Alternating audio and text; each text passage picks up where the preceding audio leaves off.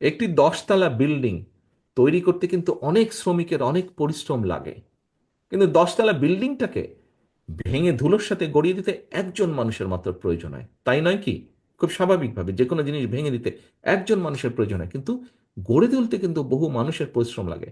কাজেই প্রিয় সহকর্মীবৃন্দ, আমরা যত যাই বলি না কেন, 31 দফার আলোকে অবশ্যই আমরা দেশকে পুনর্গঠন করতে চাই, কিন্তু এই দেশকে পুনর্গঠন করতে হলে সকলকে ঐক্যবদ্ধ করতে হবে।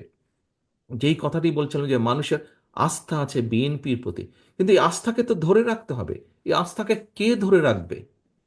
এই আস্থাকে আমি একা পারবো না। বরিশাল বিভাগের মঞ্চে সেলিমা আপা বসে আছেন, সেলিমা আপা একা পারবেন না, আমি সেলিমা আপা মিলেও পারবো না। আরো স্থায়ী কমিটির সদস্য আছেন, আমাদের কেন্দ্রীয় কমিটি আছে, আমরা সকলে মিলে পারবো না। কিন্তু পারবো কখন? যখন এখানে উপস্থিত আপনারা দুই বিভাগে যারা আছেন, আপনারা যখন আপনাদের অবস্থান থেকে চেষ্টা করবেন, আপনারা যখন সকলকে ঐক্যবদ্ধ করবেন, অর্থাৎ আমরা সকলে মিলে দেশকে পুনর্গঠন করতে পারবো। এবং ওই যে আস্থা, এই আস্থাকে যদি ধরে রাখতে হয়, আমাদের প্রত্যেককে প্রত্যেকের অবস্থান থেকে ভূমিকা রাখতে হবে।